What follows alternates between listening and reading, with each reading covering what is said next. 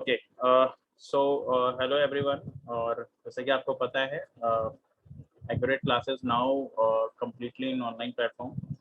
Okay, so हम लोगों ने लास्ट क्लास में क्या डिस्कस किया था? हम लोगों ने लास्ट क्लास में डिस्कस किया था कि ऑक्सीडेशन रिएक्शन यानी केमिस्ट्री का पहला चैप्टर जो है chemical reaction and combination, chemical reaction and equation वो चल रहा है। और इसमें हम लोगों ने फिफ्थ जो टाइप ऑफ रिएक्शन है केमिकल रिएक्शन उसको डिस्कस किया था, that is the oxidation and reduction. तो मैंने आपको दो डेफिनेशन बताया था ऑक्सीडेशन का और दो डेफिनेशन बताया था रिडक्शन का। मैंने आपको ये भी बताया था कि रिड्यूसिंग एजेंट किसे कहते हैं और ऑक्सीडाइजिंग एजेंट किसे कहते हैं, ठीक है। और जिस भी रिएक्शन में गाइस रिडक्शन और ऑक्सीडेशन दोनों देखने को मिले उसको रिडॉक्स रिएक्शन कहते हैं। मैंने आपको एग्जांपल भी समझाया था कि जैसे मान लीजिए CuO है, H2 है, ठीक है। ये एग्जांपल मैंने आपको बताया था कि कहाँ पे ऑक्सीडेशन हो रहा है। आप देख रहे हो कि यहाँ पे बेसिकली क्या है भाई, यहाँ पे कॉपर ऑक्साइड है, ठीक है, और इसके पास ऑक्सीजन है और यहाँ पे ऑक्सीजन हट गया तो यहाँ पे रिमूवल ऑफ ऑक्सीजन हुआ है, इस मतलब रिडक्शन। और यहाँ पे हाइड्रोजन था, इसमें ऑक्सीजन ऐड हो गया यानी एडिशन ऑफ ऑक्सीजन मतलब ऑक्सीडेशन, ठीक है। तो ऑक्सीडेशन रिडक्शन दोनों हुआ यानी कि इसको हम रिडॉक्स रिएक्शन बोल सकते हैं। इसके साथ साथ आपको ये भी मैंने बताया था लास्ट क्लास में कि इसमें ऑक्सीडाइजिंग एजेंट कौन होगा और रिड्यूसिंग एजेंट कौन होगा। देखो, ऑक्सीडाइजिंग एजेंट और रिड्यूसिंग एजेंट पहचानना या उसको आइडेंटिफाई करना बहुत सिंपल है भाई। जो ऑक्सीजन को सप्लाई करेगा या जो ऑक्सीजन को लेकर के रिएक्शन में आएगा वो ऑक्सीडाइजिंग एजेंट कहलाएगा। जैसे CuO था, इसने ऑक्सीजन को लेकर के इस रिएक्शन में आया तो ये हो गया ऑक्सीडाइजिंग एजेंट। और इसके कारण अब देखो ऑक्सीजन यहाँ से निकल के किसके पास गया, इसके पास गया, तो ये हो गया रिड्यूसिंग एजेंट। जो ऑक्सीजन को हटा देगा किसी के साथ, मतलब किसी कॉम्बिनेशन के साथ से, और अपने में अटैच कर ले तो that is basically called reducing agent, ठीक है। तो मैंने आपको ऑक्सीडाइजिंग एजेंट रिड्यूसिंग एजेंट बता दिया था। नेक्स्ट अगर मैं बात करूँ तो यहाँ पे वही चीजें हैं सारी, बाकी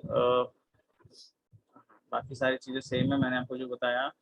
ओके, अब देखो यहाँ पे ना एक पॉइंट है, ठीक है। Another point to be noted is that the reaction between copper oxide and the hydrogen to form copper and water is an oxidation reduction reaction यानी redox reaction which is also a displacement reaction। तो जैसे कि आपको दिख रहा है oxygen एक जगह से निकल के दूसरे में अटैच हो गया तो वो एक डिस्प्लेसमेंट रिएक्शन का भी एग्जांपल है, ठीक है। इसके साथ साथ अगर मैं ये कहूँ और कोई एग्जांपल, तो ये देखो आप, ये दूसरा एग्जांपल है आपका। दूसरा एग्जांपल में आप क्या देख रहे हो कि जैसे हाइड्रोजन सल्फाइड है, क्लोरीन है, सल्फर है और हाइड्रोजन क्लोराइड है, ठीक है। अब आप कहोगे सर यहाँ पे कैसे पता चलेगा ऑक्सीडेशन रिडक्शन कहाँ पे हो रहा है, कैसे हो रहा है? तो मैं आपको बता दूं कि देखो यहाँ पे क्या हो रहा है कि हाइड्रोजन सल्फाइड जो है वो ऑक्सीडाइज हो गया, ठीक है, is being oxidise to sulphur, यानी कि H2S जो है इसमें से जो क्लोरीन है, ठीक है, क्लोरीन क्या कर रहा है, हाइड्रोजन के साथ अटैच हो गया और सल्फर जो है वो बेचारा अकेले रह गया, ठीक है। अब आपके यहाँ पे देखो एक चीज और बता दे, कहाँ पे ऑक्सीडेशन हो रहा है, कहाँ पे रिडक्शन हो रहा है वो आप समझ लो। जैसे देखो यहाँ पे अगर मैं बात करूँ तो यहाँ पे है H2S, ठीक है, हाइड्रोजन सल्फाइड, है, ठीक है। ओके, शुभम अभी फिर से ज्वाइन हो रहा है, अच्छा नेटवर्क कनेक्टिविटी होगा।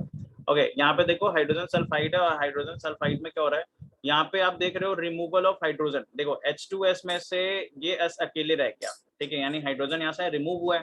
तो जहां पे रिमूवल ऑफ हाइड्रोजन भी होता है उसको भी हम ऑक्सीडेशन ही कहते हैं। ये आपको मैंने बताया। देखो ऑक्सीडेशन के दो डेफिनेशन है, एक है एडिशन ऑफ ऑक्सीजन और दूसरा है रिमूवल ऑफ हाइड्रोजन। तो यहाँ पे हाइड्रोजन रिमूव हो रहा है इसलिए ये ऑक्सीडेशन होगा, ठीक है। अच्छा, दूसरा क्या हो रहा है भाई, ये क्लोरीन अकेले आया था लेकिन अब क्लोरीन अकेले नहीं है, ये अब हाइड्रोजन के साथ है। तो देखा जाए तो यहाँ पे एडिशन ऑफ हाइड्रोजन भी हो रहा है और इसको हम क्या बोलेंगे, रिडक्शन बोलेंगे, ठीक है। रिडक्शन क्यों बोलेंगे आपको मैंने बता दिया है और उम्मीद करते हैं दिक्कत नहीं होगा। हाँ, अब बात आई कि सर ये तो आपने बता दिया कि ऑक्सीडेशन कैसे हो रहा है, रिडक्शन कैसे हो रहा है, बट आप ये नहीं बताए कि ऑक्सीडाइजिंग एजेंट इसमें कौन है, रिड्यूसिंग एजेंट कौन है। देखो सबसे पहले तो आप ये बताओ कि हाइड्रोजन को इस रिएक्शन में कौन लेकर के आया। कहोगे सर ये है जो हाइड्रोजन को इस रिएक्शन में लेकर के आया, यानी ये क्या कहलाएगा भाई, जो हाइड्रोजन को लेकर के आता है उसको क्या बोलते हैं, रिड्यूसिंग एजेंट बोलते हैं। यानी कि हाइड्रोजन सल्फाइड जो है वो यहाँ पे रिड्यूसिंग एजेंट हो गया। अच्छा, दूसरा ये बताओ कि जो क्लोरीन है, ठीक है, उसने क्या किया भाई, क्लोरीन ने हाइड्रोजन यहाँ से रिमूव कराया। तो देखो जो हाइड्रोजन को रिमूव कराए या ऑक्सीजन ले करके आए, ठीक है, उसको हम ऑक्सीडाइजिंग एजेंट कहते हैं, ठीक है। मैं फिर से रिपीट कर रहा हूँ, जो हाइड्रोजन को रिमूव करवाए, ठीक है, या फिर ऑक्सीजन ले करके आए। ऑक्सीजन तो यहाँ पे कोई लेके नहीं आया लेकिन क्लोरीन ने हाइड्रोजन को यहाँ से रिमूव कर दिया, तो यहाँ पे ऑक्सीडाइजिंग एजेंट का काम कौन कर रहा है, क्लोरीन कर रहा है, ठीक है। देखो ऑक्सीडाइजिंग एजेंट, रिड्यूसिंग एजेंट जो है हमेशा रिएक्टेंट साइड ढूंढते हैं, ठीक है। इन्हीं दोनों में से कोई ऑक्सीडाइजिंग एजेंट होगा, ठीक है, और कोई रिड्यूसिंग एजेंट होगा। ये चीज आपको अब समझ में आ गया होगा मेरे ख्याल से, और कोई दिक्कत नहीं होगा इसमें, ठीक है। चलिए, और भी अगर कोई एग्जांपल होगा मैं आपको बता देता हूँ। बाकी एक ओके, ठीक है, एक और एग्जांपल है, आप यहाँ पे भी देख लो, ये लास्ट एग्जांपल होगा, ठीक है। उसके बाद हम लोग और भी डेफिनेशन की बात करेंगे, जैसे मेटल के टर्म में, मेटालिक एलिमेंट के टर्म में, नॉन मेटालिक एलिमेंट के टर्म में। जैसे यहाँ पे आप देख सकते हो कि मैग्नीज डाइऑक्साइड, ठीक है, manganese dioxide that is MnO2, ये क्या किया है HCl के साथ। अब देखो ये बैलेंस रिएक्शन है, देख रहे हो आप, यहाँ पे 4, यहाँ पे 2, ये सारे के सारे बैलेंसिंग के नंबर्स दिए गए हैं, ठीक है। और आई थिंक बैलेंसिंग आप लोगों को आ चुका है, ठीक है, और इसमें कोई भी डाउट नहीं होना चाहिए। अगर है देन हमारा वीडियो भी है बैलेंसिंग के ऊपर, आप सर्च करो, आपको मिल जाएगा। And if you have any question just please ask. Okay, removal of electropositive element is also called oxidation, या कह सकते हैं, ठीक है, गुड। चलो नेक्स्ट यहाँ पे अगर हम बात करें इस रिएक्शन को लेकर के, तो इस रिएक्शन में क्या है भाई, ये कैसे ये काम कर रहा है। देखो मैग्नीशियम ऑक्साइड मैग्नीशियम डाइऑक्साइड यहाँ पे था, ठीक है, और हाइड्रोक्लोरिक एसिड भी है। अब ये हो गया मैग्नीशियम डाइक्लोराइड, और ये क्लोरीन और वाटर। तो देखो यहाँ पे आपको दिख रहा है कि सर ये ना ऑक्सीजन यहाँ पे था और अब यहाँ पे नहीं है, यानी यहाँ पे ऑक्सीजन जो है वो रिमूव हुआ है, यानी रिमूवल ऑफ ऑक्सीजन की बात हो रही है यहाँ पे। और आपको पता है कि इसको क्या बोलते हैं भाई, इसको बोलते हैं रिडक्शन। तो यहाँ पे आपको रिडक्शन देखने को मिल रहा है, बट यहाँ पे आप देखो, यहाँ पे आपको क्या देखने को मिल रहा है, पहले हाइड्रोजन के साथ ऑक्सीजन नहीं था, बट हाइड्रोजन के साथ ऑक्सीजन ऐड हो गया, तो यानी अब हम यहाँ पे बोलेंगे कि सर ये क्या होगा, ये ऑक्सीडेशन होगा, ठीक है। उसी के साथ साथ अगर आप ऑक्सीडाइजिंग एजेंट और रिड्यूसिंग एजेंट पहचानना है तो कैसे करोगे। अब देखो ये जो कंपाउंड है मैग्नीज डाइऑक्साइड, ठीक है, ये ऑक्सीजन लेकर के आया था इस रिएक्शन में, यानी ये है, ये क्या होगा, ये होगा ऑक्सीडाइजिंग एजेंट। ये क्या होगा भाई, ये होगा ऑक्सीडाइजिंग एजेंट। और इसने ये आप ऐसे भी बोल सकते हो कि ये जो है ना हाइड्रोजन लेकर के आया था, या फिर इसने इस ऑक्सीजन को रिमूव करवा दिया, तो ये क्या होगा, ये होगा रिड्यूसिंग एजेंट, ठीक है। मेरे ख्याल से ऑक्सीडाइजिंग एजेंट, रिड्यूसिंग एजेंट पहचानने में या ऑक्सीडेशन रिडक्शन पहचानने में अब कोई दिक्कत नहीं होना चाहिए। नेक्स्ट चलते हैं कि there is another concept of oxidation and reduction in term of metallic and non metallic, ये आप नोट कर लेना, ठीक है। वो कौन से डेफिनेशन से भाई, पहला डेफिनेशन ये आपका कि addition of non metallic element जो होता है, यानी रिमूवल ऑफ मेटालिक एलिमेंट की अगर मैं बात करूं तो भी वो ऑक्सीडेशन के कैटेगरी में आएगा। यानी जब मेटालिक एलिमेंट रिमूव होता है तो वो ऑक्सीडेशन कहलाता है, और अगर नॉन मेटालिक एलिमेंट रिमूव करते हैं तो रिडक्शन कहलाता है, ठीक है। तो मेटल नॉन मेटल के पर्सपेक्टिव में आपको ये ऑक्सीडेशन और रिडक्शन का एक नया डेफिनेशन आपको मिल चुका है, ठीक है। चलिए नेक्स्ट और क्या चीजें हैं। अब जैसे देखो एक यहाँ पे क्वेश्चन है which is from NCERT, and as I told you that all the questions which is related to the NCERT are very much important. तो जितने भी क्वेश्चंस होंगे आपके एनसीईआरटी के, आप उनको अच्छे से रिवाइज करके याद कर लीजिएगा, ठीक है।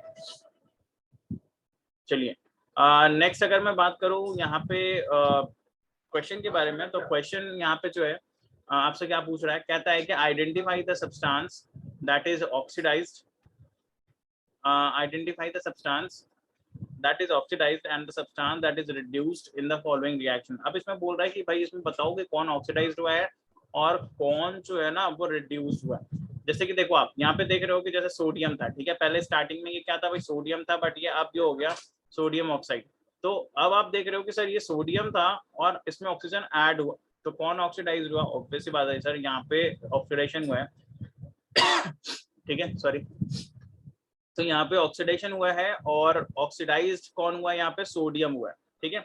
अब दूसरा में कह रहा है रिडक्शन की बात हो रही है भाई, तो रिडक्शन यहाँ पे कौन हुआ है, तो देख रहे हो आप ऑक्सीजन, ठीक है, ऑक्सीजन जो है वो चेंज हो गया और सोडियम ऑक्साइड बन गया, ठीक है। तो यहाँ पे एडिशन ऑफ मेटल, मैंने अभी अभी बताया, addition of metal to the oxygen, addition of oxygen to the metal, that is addition of metal आप बोल लो, दैट इज रिडक्शन, ठीक है। मैंने अभी अभी आपको एक डेफिनेशन बताया ऑक्सीडेशन एंड रिडक्शन का।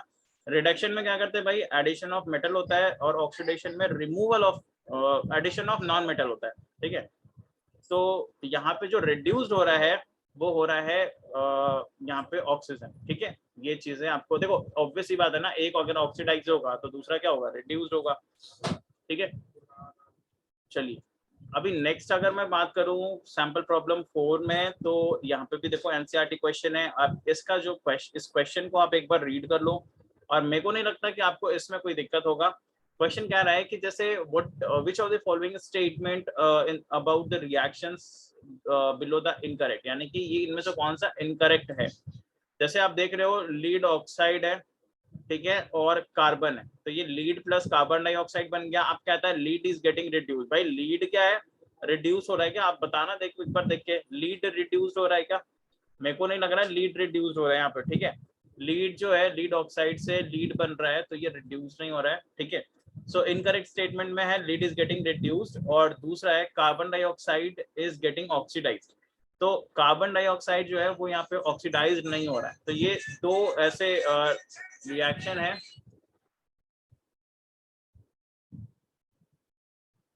दो ऐसे रिएक्शन है जो आपको, मतलब दो ऐसी चीजें हैं, दो ऐसे इनकरेक्ट स्टेटमेंट है जो आपको याद रखने। नेक्स्ट अगर मैं बात करूं यहाँ पे फिफ्थ में, तो फिफ्थ में देखो आपसे क्या पूछ रहा है, कहता है एक शाइनी ब्राउन कलर एलिमेंट है जिसका नाम है एक्स, ठीक है, उसको हीट करते एयर में और it will become black in colour.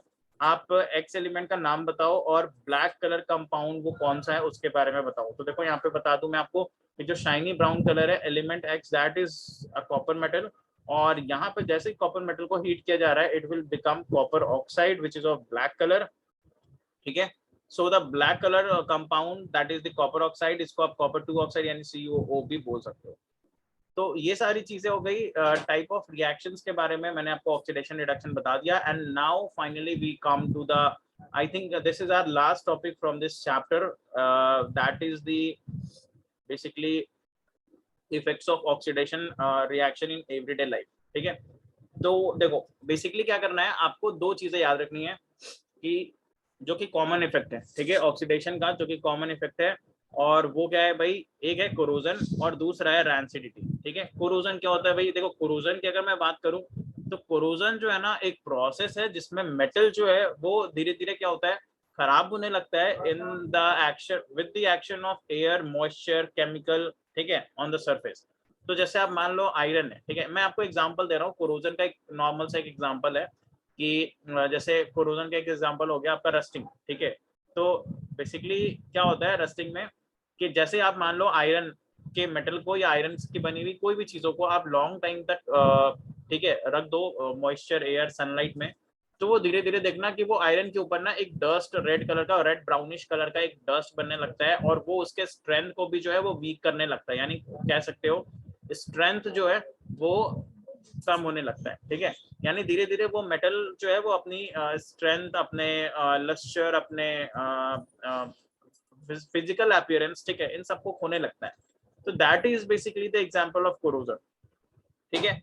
अब यहाँ पे आप एक चीज और जान कि कोरोजन जो है ना वो मेनली ऑक्सीडेशन ऑफ मेटल की वजह से होता है जब ये ऑक्सीजन में होता है। यानी देखो एयर होना इंपॉर्टेंट है, यानी ऑक्सीजन होना इंपॉर्टेंट है कोरोजन के लिए, अगर ऑक्सीजन नहीं होगा देन कोरोजन नहीं होगा। देखो एक एक्सपेरिमेंट आपको मैं बताऊंगा आगे, जिसमें क्या हुआ है कि जब हम लोग कोई भी आयरन नेल्स, जैसे एक एक्सपेरिमेंट अभी हम लोग आगे देखेंगे, उसमें होगा क्या कि एक आयरन नेल्स होगा और 3 टेस्ट ट्यूब होंगे, ठीक है। एक में भाई तो तीनों में आयरन नेल्स है, और एक में सिर्फ पानी को रखा गया है और एयर टाइट कर दिया गया है, मतलब कोई भी एयर नहीं है उसके अंदर। दूसरे में सिर्फ एयर है, वाटर या मॉइस्चर नहीं है, और तीसरे में दोनों है। तो आप देखना कि जो रस्टिंग है ना वो इस वाले में लगेगा, ठीक है, कोरोजन जो है वो आपको थर्ड वाले में देखने को मिलेगा, ठीक है। सो रस्टिंग ऑफ आयरन या rusting of iron metal is the most common form of corrosion, ये भी आपको याद रखना है जैसे कि मैंने अभी आपको बताया। और ये देख लो आप एग्जांपल यहाँ पे दिया गया है कि जैसे आयरन है और यहाँ पे देखो बैलेंस करके दिया गया है। अगर आप चाह रहे हो कि अपना बैलेंसिंग का वो चेक करना है कि भाई आपको बैलेंसिंग आता है कि नहीं आता है, जस्ट इसको आप नॉर्मली लिखो और फिर अपने से बैलेंस करो। And if you want to means you want to means practice more and more, then आपको फिर other book as a reference मैंने बताया लैंग्वेज ऑफ केमिस्ट्री, आप कहीं से क्वेश्चन निकाल लो गूगल के through, and then you have to start solving, and if you have any question you just write in our comment box, ठीक है। चलिए तो यहाँ पे मैं बता दूं कि आयरन है, ऑक्सीजन है, वाटर है, ठीक है, और यहाँ पे हाइड्रेटेड आयरन ऑक्साइड यानी कि रस्ट जो है वो आपको दिख रहा है। ये रस्टिंग का बेसिकली केमिकल फॉर्मूला, और ये देखो रस्टिंग कैसा दिखता है, ठीक है। So hydrated iron oxide that is the rust that is 2FeO3, ठीक है, Fe2O3 डॉट XH2O, ये रस्टिंग का बेसिकली केमिकल फॉर्मूला है। एंड रस्टिंग ऑफ आयरन जो है वो एक रिडॉक्स रिएक्शन है जिसमें ऑक्सीडेशन रिडक्शन दोनों देखने को मिलता है। और ये देख लो कि आयरन जब रस्टिंग इसमें होता है तो किस तरीके से रस्टिंग इसमें दिखता है, ठीक है। नाउ अगर मैं ये कहूँ कि भाई कोरोजन जो है ना वो स्ट्रेंथ को, मतलब आयरन या स्टील किसी भी चीज को या कोई भी मेटल को, ठीक है, वो वीक कर देता है, तो ये गलत नहीं होगा, ठीक है। और इवन जो भी रेलिंग्स है या कार बाउंड्रीज है, कार बॉडीज है, ब्रिजेस है, शिप है, यानी ऑलमोस्ट जितनी भी चीजें जो आयरन से बनी है और वो एक टाइम के बाद जो है वो खराब होने लगती है, ठीक है। The next topic is the rancidity. अभी देखो रैंसिडिटी का क्या चक्कर है मैं आपको बता दूं। रैंसिडिटी में क्या होता है, जैसे मान लो कि एक टर्म है रैंसिडिटी, जिसमें होता क्या है कि जैसे ऑक्सीजन के प्रेजेंस में जो ऑयल एंड फैट है ना वो रिएक्ट हो जाते हैं ऑक्सीजन के साथ, एंड धीरे धीरे उसमें क्या होता है, उसके टेस्ट में, उसके स्मेल में चेंजेस आने लगते हैं। और इस कारण से क्या होता है कि वो चीजें जो है खराब होने लगती है, यानी it is not like you have to eat, ठीक है, मतलब वो खाने लायक नहीं रहती है। सो रैंसिडिटी इसी चीज को कहते हैं। मैं आपको एक बार डेफिनेशन पढ़ के बता दूं क्या लिखा हुआ है। यहाँ पे लिखा हुआ है द कंडीशंस प्रोड्यूस्ड, ठीक है, by aerial oxidation of fats and oils in foods marked by unpleasant smell and taste is called the rancidity, ठीक है। तो ये रैंसिडिटी का, और देखो यही कारण है ना कि जब आप कोई कुरकुरे या लेज या कोई भी चीज आप खरीदते हो, पैक्ड फूड खरीदते हो, तो उसमें दो चीजें होंगी, चाहे तो वो एयर टाइट होगा, यानी उसमें से सारा हवा जो है, एयर जो है वो निकाला हुआ होगा, या फिर वो मतलब फूला हुआ होगा। आप बोलोगे सर वो जो फूला हुआ रहता है उसमें क्या रहता है, तो मैं आपको बता दूं वो नाइट्रोजन गैस रहता है, ठीक है, जो कि कुरकुरे या लेस के पैकेट में आपको वो डाला हुआ रहता है, ठीक है। और वो इसलिए डाला जाता है ताकि उसमें ऑक्सीजन ना आए, और ऑक्सीजन उसमें रहता भी नहीं है बेसिकली, जिसके, और अगर वो ऑक्सीजन के साथ रिएक्ट हो जाए, मैं आपको बता दूं कि अगर उसमें मान लो आप कभी मार्केट गए और कोई ऐसा पैकेट है जिसमें हवा नहीं भरा हुआ है, तो इसका मतलब ये है कि वो आपको नहीं खरीदना है, क्योंकि गाइस वो उसमें क्या होता है कि उसमें ऑक्सीजन मतलब नाइट्रोजन गैस खत्म हो जाती है, और हो सकता है वो एक्सपायरी भी हो गया हो। एंड इफ डेट मतलब अभी भी मान लो डेट बाकी है उसमें, बट फिर भी वो हो सकता है ऑक्सीजन के साथ रिएक्ट कर गया हो, और उसके फूड, उसके टेस्ट में, स्मेल में चेंजेस आ गए हो, और वो खाने लायक भी ना हो। सो इस चीज को हम रैंसिडिटी कहते हैं। रैंसिडिटी से प्रिवेंट करने के कुछ स्टेप्स होते हैं, कुछ मेजर स्टेप्स है जो आपको फॉलो करने। पहला तो ये है कि आप एयर टाइट कंटेनर में चीजों को रखो। दूसरा तो ये हो गया कि आप उसमें नाइट्रोजन गैस डाल दो ताकि वो उसमें ऑक्सीजन रिएक्ट ही ना करे या ऑक्सीजन आए ही ना, ठीक है। और भी बहुत सारी चीजें, जैसे तीसरा है मैं आपको बता दूं कि आप एंटीऑक्सीडेंट, ठीक है, मतलब जैसे आप मान लो कि आप कोशिश करो फ्रिज में रखने का। देखो होता क्या है कि अगर हम किसी भी फूड को चाहते हैं कि थोड़ा लंबे ड्यूरेशन तक उसको यूज करना, then what we do, we just kept it in our refrigerator, ठीक है। व्हाई? बिकॉज रेफ्रिजरेटर में चीजें जो है वो धीरे धीरे मतलब ऑक्सीडाइज होता है, ठीक है, मतलब बहुत कम टाइम, मतलब ज्यादा टाइम लेता है, और कम खराब होने के चांसेस होते हैं, ठीक है। तो ये चीजें हो गई। फिर एंटीऑक्सीडेंट का आप यूज कर सकते हो ताकि आप रैंसिडिटी से बचा सको, ठीक है। जैसे यहाँ पे एक एंटीऑक्सीडेंट का नाम लिखा हुआ है, दैट इज BHA, ठीक है, ब्यूटाइलेटेड हाइड्रोक्सिल एनिजोल। ये बेसिकली एक तरह का एंटीऑक्सीडेंट है जिससे मतलब रैंसिडिटी से बचाया जा सकता है फूड को। दूसरा मैंने आपको नाइट्रोजन गैस के बारे में बता ही दिया है। फिर आप आ जाओ रेफ्रिजरेटर वाला एग्जांपल मैंने आपको दे दिया, ठीक है। चौथा मैंने आपको एयर टाइट कंटेनर के बारे में भी बता दिया, ठीक है। और एक चीज और कर सकते हो, that is the last one, कि रैंसिडिटी से जो है आप बचा सकते हो फूड को, वो भी तब जब आप उसको लाइट से दूर रखते हो, मतलब लाइटनिंग की वजह से, या अगर आप किसी भी चीज को ज्यादा लाइट में रखो तो वो जल्दी खराब होने के चांसेस होते हैं, ठीक है। आप देखे होंगे मोस्टली क्या होता है, जो भी पैक्ड फूड, मतलब देखा जाए तो वो एक तो एयर टाइट होता ही होता है, नाइट्रोजन गैस होता ही होता है, बट कुछ फूड ऐसे भी होते हैं जिनको डार्क कलर पैकेट में रैप किया जाता है, ठीक है। तो ये सारी चीजें थी गाइज, ये सारे स्टेप्स थे जिससे आप अपने फूड को रैंसिडिटी से प्रिवेंट कर सकते थे। And I think this was the last basically topic from the chapter first of chemistry. And next मैं आपको बता दूं अगले क्लास में जो है हम लोग फिजिक्स स्टार्ट करेंगे, बिकॉज हमारा पैटर्न यही है कि एक चैप्टर अगर केमिस्ट्री का खत्म हुआ है, then next we have to do that is from the physics only, ठीक है। तो अगले क्लास में फिजिक्स का एक चैप्टर स्टार्ट करेंगे। एंड होप कि ये वीडियो काफी पसंद आया होगा। And if you like our video, just click the like button, and if you still not subscribe our button, please subscribe the channel. And if you want our online classes to to do, then we have our number like 7004894988. Okay, so जो भी guys आप जो भी interested है online classes के लिए, वो इस नंबर पे कॉल कर सकते हैं, and they get all the details regarding the online classes which we are providing. Okay, thank you so much guys. उम्मीद करते हैं वीडियो काफी पसंद आया होगा. Have a nice day and take care.